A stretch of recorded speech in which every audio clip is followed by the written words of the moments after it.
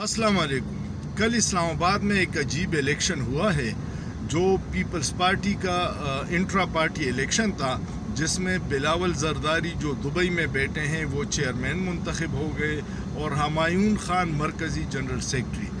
Election commission इस election को अभी अप्रूवल भी देगा, जिसमें मुझे नहीं लगता कि किसी ने वोट डाला होगा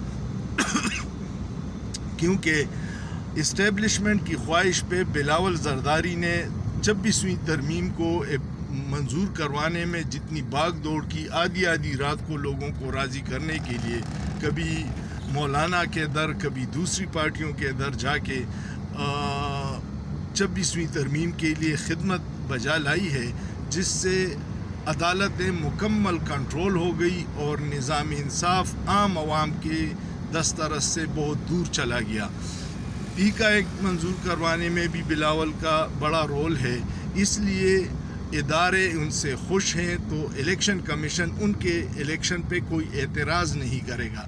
दूसरी तरफ तहरीक इंसाफ ने प्रॉपर इलेक्शन करवाया था पार्टी का, जिसमें सारे ओहदों के लिए वोटिंग हुई थी।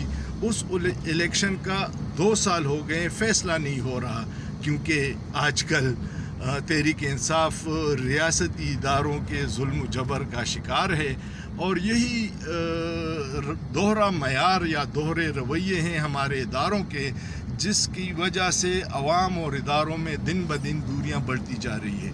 खुदारा एक मयार रखिए, खुदारा इस मुल्क को चलने दे, खुदारा अपनी ज़िद और ख्वाहिशात से बाहर निकल आइए, अवाम के मैंडेट का एहतराम कीजिएगा।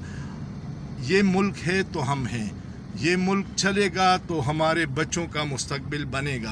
अगर इसी तरह हर इदारे को कंट्रोल करके और दबाव में लाएंगे तो न मुल्क का फ़ायदा है, न आपका फ़ायदा है, न अवाम का फ़ायदा है। पाकिस्तान ज़िंदाबाद। लेकिन सोचिए, सोचना जुर्म नहीं है।